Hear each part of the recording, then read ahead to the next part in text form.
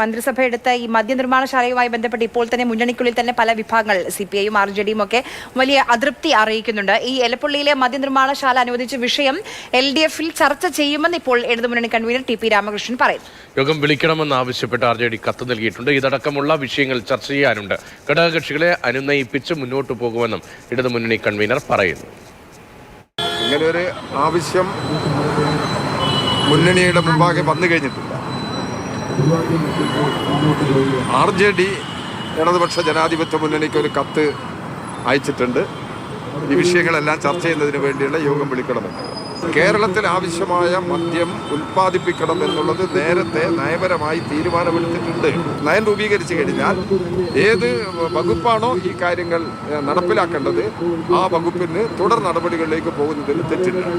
ഇപ്പോൾ ഇതെല്ലാം ഏത് മുന്നണിയിൽ ഏത് പാർട്ടികൾക്കും ഇതിൻ്റെ മേലെ പ്രശ്നങ്ങളുണ്ടെങ്കിൽ അത് ചർച്ച ചെയ്യാൻ ഇടതുപക്ഷ ജനാധിപത്യ മുന്നണി തയ്യാറാണ്.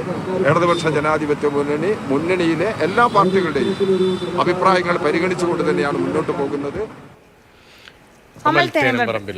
തിരുവനന്തപുരത്ത് നിന്ന് വിവരങ്ങളുമായി ചേരുന്നു. അമൽ, ഇപ്പം LDF കൺവീനർ ആണെങ്കിലും ശരി, ധനമന്ത്രി ആണെങ്കിലും ശരി, ഈ ടോൾ പിരിക്കുന്നതുമായി ബന്ധപ്പെട്ട് ഇല്ല എന്ന് ഉറപ്പിച്ച് പറയുന്നില്ല. പക്ഷെ ആലോചനകൾ നടക്കുന്നുണ്ട്, പഠനം നടക്കുന്നുണ്ട്, ചർച്ചകൾ നടക്കുന്നുണ്ട് എന്നാണ് പറയുന്നത്. അപ്പോൾ വരും ദിവസങ്ങളിൽ നമ്മൾ സംസ്ഥാന പാതകളിലും ടോൾ നൽകേണ്ടി വരും.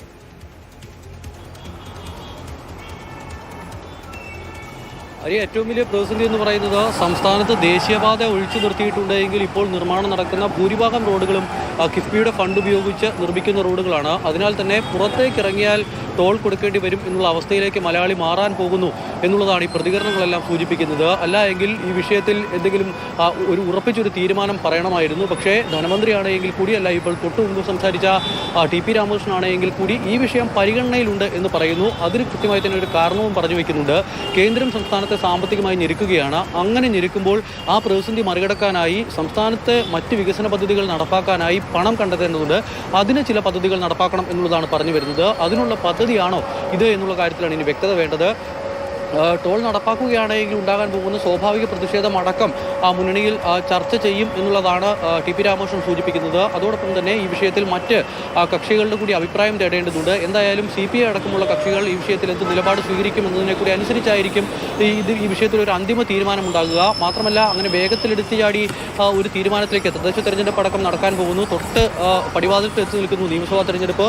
അങ്ങനെ ഒരു ഘട്ടത്തിൽ ജനങ്ങളെ ഇങ്ങനെ ബുദ്ധിമുട്ടിലാക്കുന്ന ഒരു തീരുമാനത്തിലേക്ക് LDF പോകുമോ എന്നുള്ളതാണ് കണ്ടറിയേണ്ടത്. സർക്കാർ പോകുമോ എന്നുള്ളതാണ് കണ്ടറിയേണ്ടത്. വേഗത്തിൽ എന്തായാലും അങ്ങനെ ഒരു തീരുമാനത്തിനുള്ള സാധ്യത കാണുന്നില്ല. വിശദമായ ചർച്ചകൾ തന്നെ ഉണ്ടാകും. അതോടൊപ്പം തന്നെയാണ് മറ്റൊരു വിഷയം കൂടി LDF കൺവീനർ പറഞ്ഞു വെച്ച് പോകുന്നത്. ഈ പറയുന്ന മദ്യനിർമ്മാണശാലയുമായി ബന്ധപ്പെട്ടുള്ള വിഷയത്തിൽ ഉയരുന്ന വലിയ പ്രതിഷേധം കണ്ടില്ല എന്ന് നടിച്ച് മുന്നോട്ട് പോകാനാകില്ല എന്നൊരു തിരിച്ചറിവിലേക്ക് എത്തുകയാണ് LDF. RJD ഈ വിഷയം ചർച്ച ചെയ്യണമെന്ന് ആവശ്യപ്പെട്ട് LDF-ന് കത്ത് നൽകിയിട്ടുണ്ട്. ആ വിഷയത്തിൽ വിശദമായി തന്നെയുള്ള ചർച്ച ഉണ്ടാകും. മുന്നണിയിലെ എല്ലാ കക്ഷികളെയും വിശ്വാസത്തിലെടുത്ത് മുന്നോട്ട് പോകും എന്നുള്ളതാണ് ഇപ്പോൾ LDF കൺവീനർ വ്യക്തമാക്കുന്നത്. ഈ വിഷയവുമായി ബന്ധപ്പെട്ട് പറമ്പിലാണ് വിവരങ്ങൾ നൽകിയത്. എലപ്പുള്ളിയിലെ മദ്യനിർമ്മാണശാലയ്ക്ക് അനുമതി നൽകിയ വിഷയം അത് മുന്നണിയിൽ ചർച്ച ചെയ്യും. RJD കത്ത് ലഭിച്ചിട്ടുണ്ട്. ആ വിഷയം ചർച്ച ചെയ്യുമെന്നാണ് LDF കൺവീനർ അറിയിക്കുന്നത്.